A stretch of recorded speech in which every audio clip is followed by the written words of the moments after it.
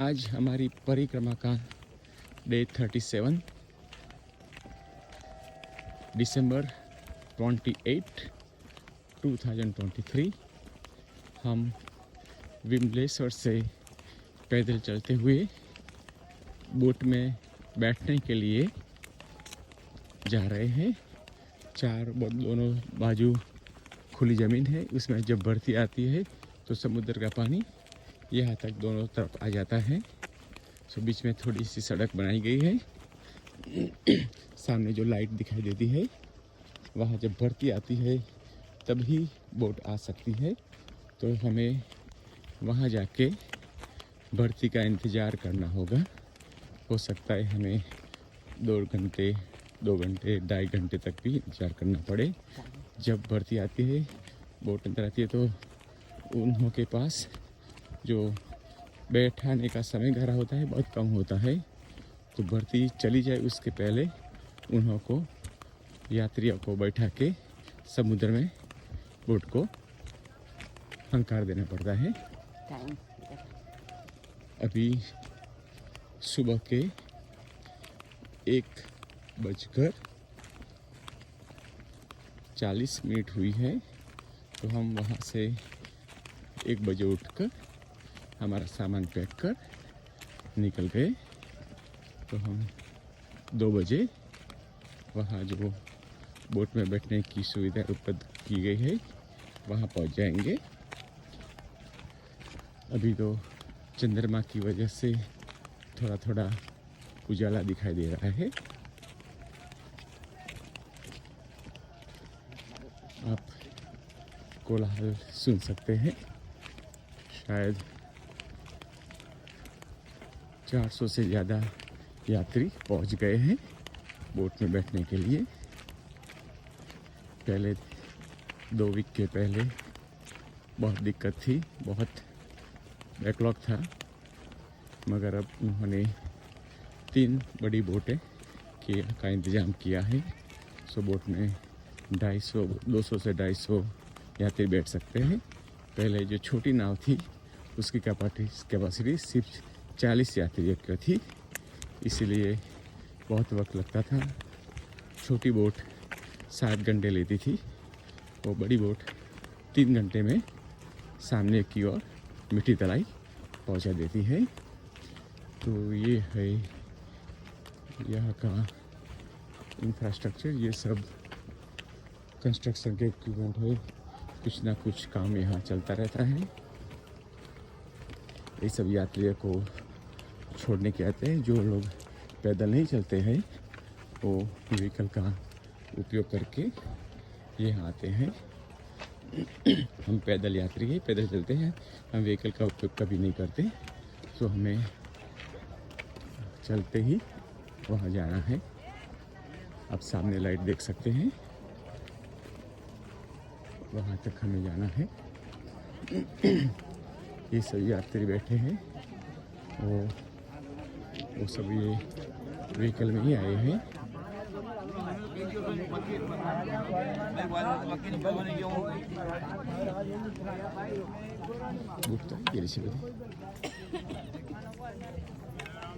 देखते हैं हमें कहाँ जाकर रुकना है।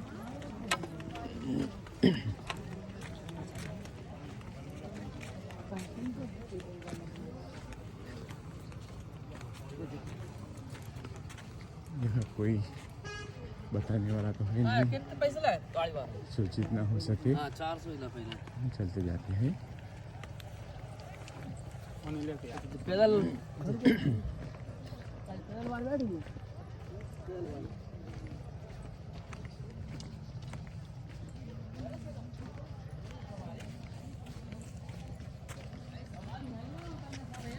रास्ता ऐसा ही है, संभाल के चलने का है।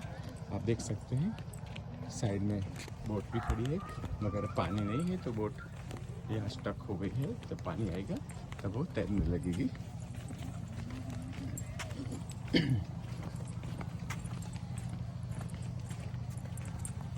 है। ये बोट में बैठने के लिए सभी यात्री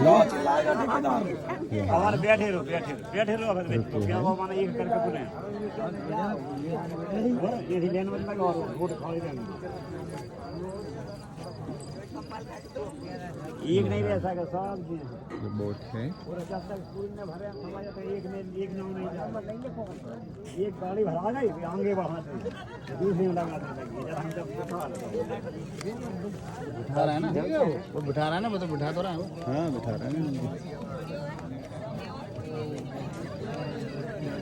देख सकते हैं।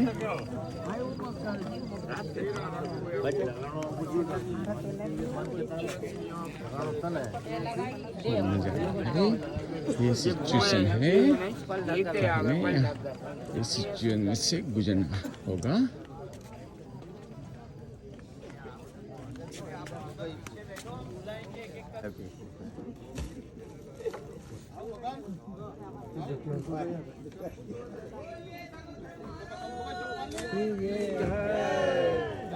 एक चली दूसरी आएंगे।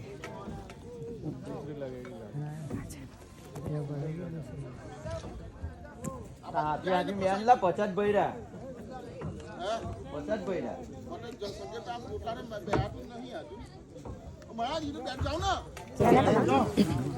अब हम बोट में बैठ गए हैं और भी पैसेंजर आ रहे हैं।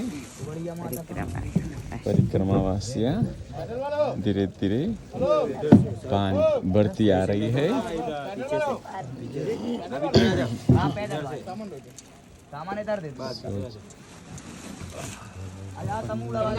पानी का लेवल बढ़ रहा है।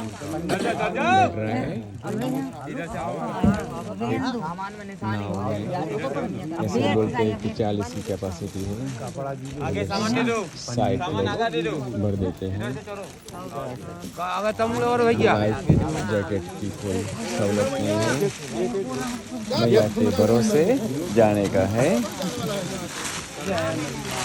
हमारी बोट की सवारी शुरू होती है। भर्ती का पानी आ गया है, आप देख सकते हैं। अरे मोबाइल बंद कर लो। 2 घंटे के सफर के बाद हम अब उत्तर तट के नजदीक आ गए हैं। थोड़ी देर में हम अभी ये बोट में से समुद्र पार करके उत्तर तट पे आ गए हैं। अब हम यहाँ से चलते चलते मीठी तलाई की ओर आगे बढ़ेंगे। ये जेटी है, हम जेटी पार करके किनारे पर जाएंगे। हमने जागेश्वर में जागेश्वर महादेव के दर्शन किए। हमारे साथ शौर्य महाराज सवरे बाकी है।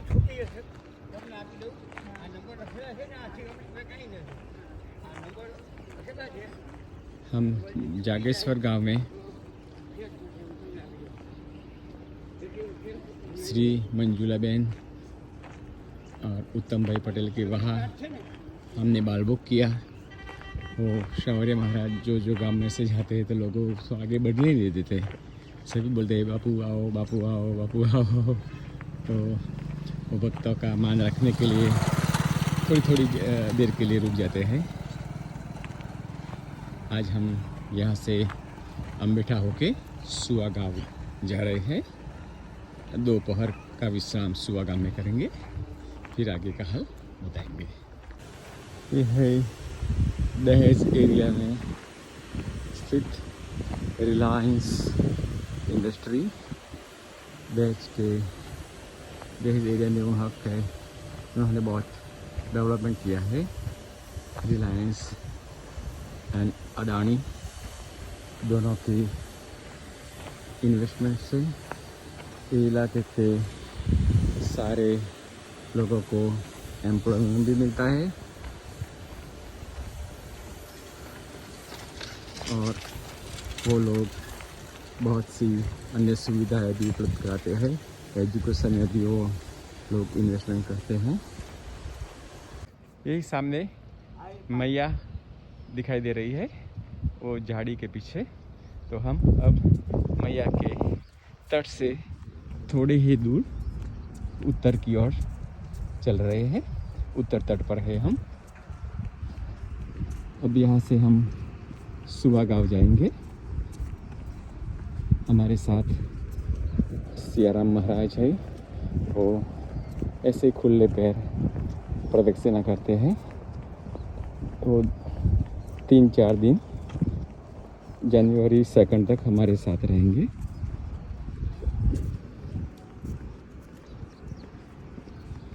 सुबह हम दोपहर का विश्राम करने के बाद केशरोल की ओर आगे बढ़ेंगे। ये पहले ये सब खेतीबाड़ी की ज़मीन थी। अब रिलायंस और अदानी ने 80s में वो सारी ज़मीन खेडूतों के वापस से खरीद ली और ये सब इंडस्ट्रियल डेवलपमेंट हुआ है। इसी और ये पुल के पेड़ के पीछे मैया का प्रवाह है। अभी जब हम मैया की तरफ से नीचे जाएंगे तो आपको मैया के दर्शन कराएंगे। अब हम सुवा गांव की बहुत नज़दीक आ गए हैं। करीब 2 किलोमीटर के अंतर बाकी रह गया होगा। वहाँ के आश्रम में आज हमारी भोजन प्रसादी होगी। हमारे साथ सावरिया बाबू भी चल रहे हैं और पास में ही नर्मदा मैया है।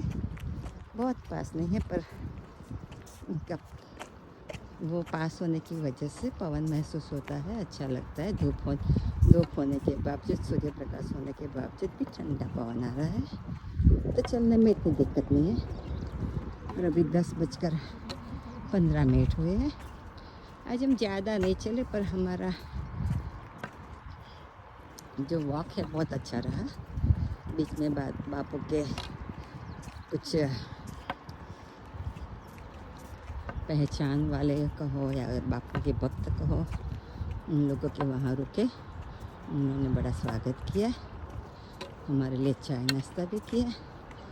तो फिर ये 8 किलोमीटर का रास्ता हमने बिना रुके ही काटना तय किया और अभी बिना रुके ही पहुँच जाएंगे। नर्मदे हर।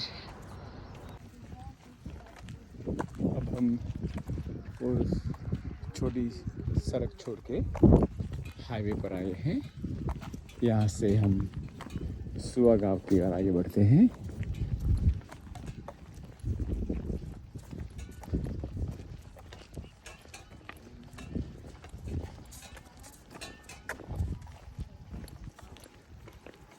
वो सब इंडस्ट्रियल एरिया है। दहेज से शुरू होके भाड़बुत तक इंडस्ट्री लगी हुई है। ये है परिक्रमा मार्ग।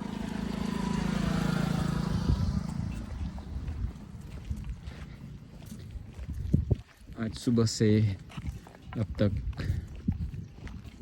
करीबन 12 किलोमीटर का सफ़र हो गया है। 1 किलोमीटर के बाद सुबह गाँव आएगा।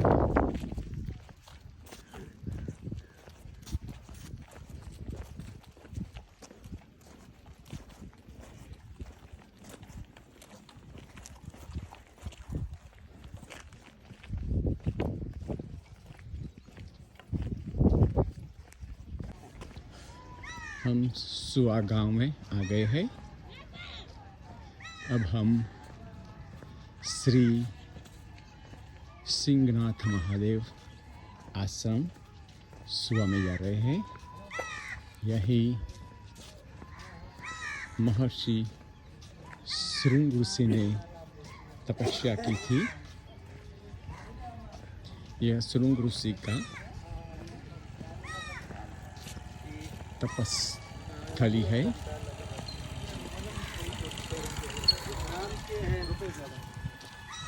आपको यहाँ से मंदिर का परिसर दिखाई देता होगा। श्रृंगनाथ महादेव।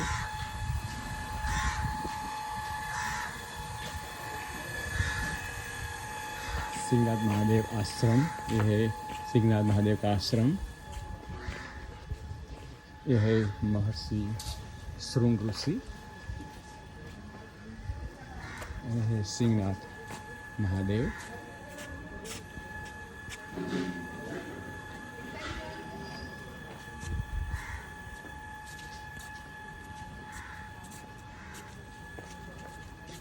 नर्मदा मैया।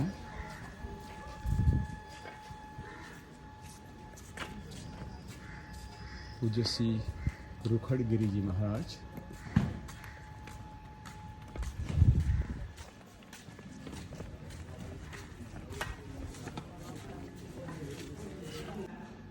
ये है सुवागाम स्थित सिंहेश्वर महादेव का मंदिर। हनुमान दादा, नंदी। ये है सिंहेश्वर महादेव।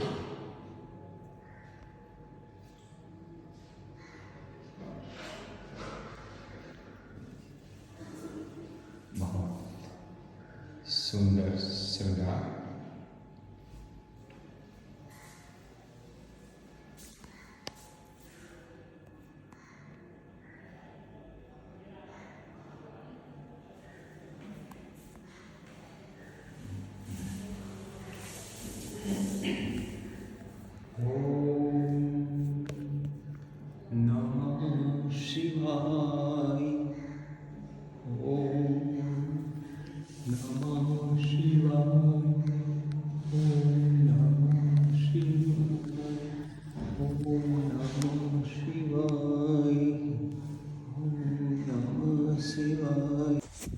हम सुवागांव भोजन प्रसाद के रुके थे। भोजन की देरी थी तो हमें 2.5 घंटा वहाँ रुकना पड़ा। फिर हम वहाँ से कोडियाद के लिए निकले हैं। तो ऐसे उज्जैन एरिया में से हमारा रास्ता गुजरा है। चारों ओर छोटे छोटे बबूल के ट्री है और यहाँ से करीब आधा किलोमीटर दूर मैया का प्रवाह है। और मैया के तट पे जाने का रास्ता नहीं है, इसलिए हमें थोड़ा अंतर के हमारी सफ़र जारी रखनी पड़ती है।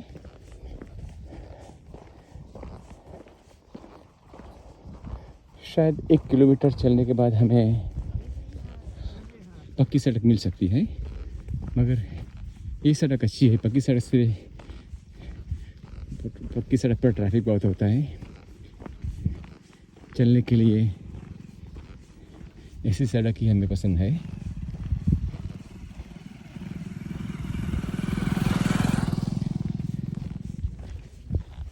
हमारे आगे स्वामी जी चल रहे हैं।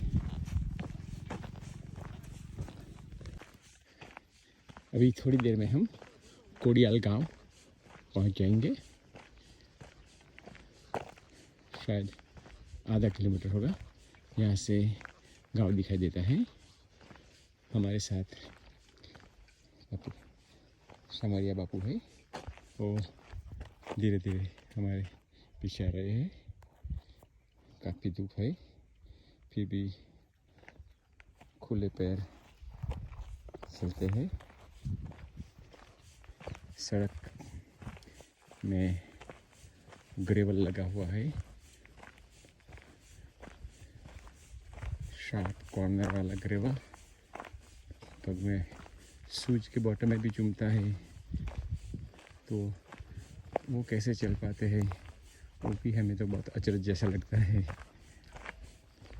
आज से नहीं, कई सालों से बिना चंपल, बिना शूज पहने प्रदक्षिणा करते रहते हैं। ऐसी सड़कों पे चलते रहते हैं। कितनी मैया पर उन्हों की अटूट श्रद्धा है। कोई भी मुसीबत हो वो दिखते नहीं है, बोलते हैं ओ डरो मत, मैया संभालेगी। साथ में कुछ नहीं रखते, कोई कपड़ा भी नहीं, ये जो पहना है वही, और ये साल लपेटी है वही। न पैसा, न पानी का कोई साधन, न कमंडल, न दंड, कुछ भी नहीं। एक वस्त्र एंड एक साल, वही लपेट के सो जाने का, वैसे ही सुबह में निकल पड़ने का। कितने त्यागी, कोई जात की स्पृहा नहीं। अगर मिला है तो खा लेते हैं, नहीं मिला है तो चलता भला। मगर उन्हों के पहचान वाले बहुत बहुत लोग हैं। हम कल से वो हमारे साथ है। तो जब किसी भी गांव से गुजरते हैं तो गांव से निकलना मुश्किल हो जाता है। सभी लोग कहते हैं बापू बापू बापू, रुको रुको रुको, चाय पियो, भोजन करो। अगर उसको थकावट लगती है तो कोई ना कोई उन्हों को गाड़ी में या मोटरसाइकिल पर बैठा के अगले मुकाम पर पहुंचा देता है। आज हमारे साथ केसरो आएंगे, फिर वहाँ से भाड़पुत उन्हों को प्रवचन देना है। तो कोई केसरो से उन्हों को भाड़पुत ले जाएगा। प्रवचन ख़त्म होने के बाद रात को 10 बजे फिर केसरो वापस आ जाएंगे। हमने बोला स्वामी आप वहाँ ही रुक जाइए, हम कल भाड़पुत आने वाले हैं। तो बोले नहीं, हमें तो आपके साथ ही रहना है, सुबह में आपके साथ ही चलना है। तो बहुत अद्भुत तरह के इंसान है। कल जब हम विमलेश्वर से निकले तो हमारे साथ थे। फिर हम सुबह में बोट में दहेज आए तो सुबह में वो विमलेश्वर से कार में किसी के साथ सुबहगाम गए थे। और सुबहगाम से सुबह में 6 बजे तो जेटी पर खड़े हो गए हमको रिसीव करने के लिए। तो उन्होंने हम ऐसा कभी नहीं कर सकते जो वो कर रहे हैं।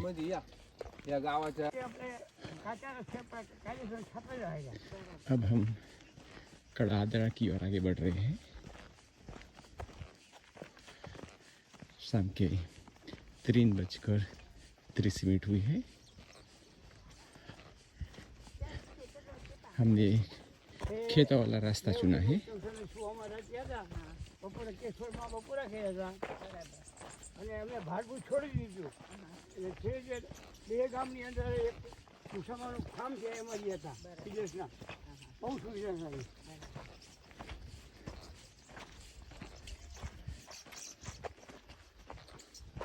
कुछ बहुत समय के बाद कुछ खेतीबाड़ी दिखाई देती है। अभी तक तो दोनों तरफ अबुल के पेड़ ही पेड़ थे। सारा जमीन का सारा पट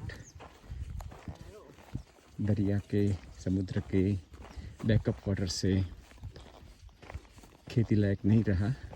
और अब समुद्र से जैसे जैसे हम दूर होते जाते हैं, खेतीबाड़ी के लायक ज़मीन है और फसलें दिखाई देती हैं।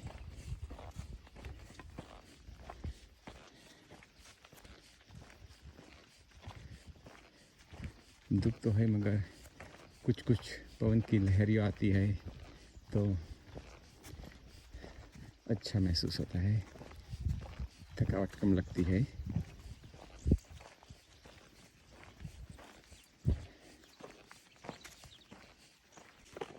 हमने अभी अभी कड़ादरा गांव पास किया। अब हम केशरोल की ओर आगे बढ़ रहे हैं। करीब 6 से 7 किलोमीटर है। आज सुबह से चलने का बहुत अंतर तय किया है। अब भी 7 किलोमीटर चलेंगे तो आज का टोटल हो सकता है 33 to 35 किलोमीटर। बहुत दिनों के बाद 30 किलोमीटर के ऊपर चलने का हुआ है। बस हम खेतों के बीच में से जा रहे हैं। तुअर की फसल लगी हुई है, इसी और कपास है।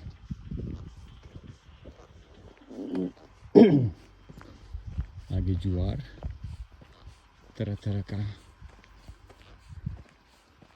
फसल लगता है यहाँ। हमारे पीछे सावरिया महाराज आ रहे हैं। आज उन्होंने भी आज बहुत सा अंतर चलने का हुआ है। हम खेतों के बीच में से जाते हैं तो वहाँ को आज कोई मोटरसाइकिल की राइड नहीं मिली है। सुबह से ही हमारे साथी चल रहे हैं।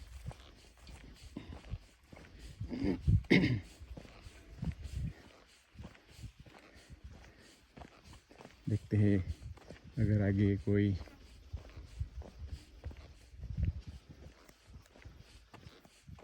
साधन की। એક સાલનું પાટિયું આવે છે સાહેબ, हाँ हाँ हाँ बराबर। બરોબર? हाँ। એક સાલનું એમાં ફરી જવું પડે। हम कैसरोल गांव में પાટિયું આવે છે આગળ प्रवेश कर रहे हैं। આખા ઉપર शाम के 6:30 हो गई है। હું બધું પેલું ગમે એક સાલથી લઈ આવ્યો છું। એક સાલ કાચું અને ભાડું। बहुत गांव बहुत अच्छा दिखाई देता है। हमारी रात्रि विश्राम और भोजन की व्यवस्था एक सदगृहस्थ के वहाँ की गई है।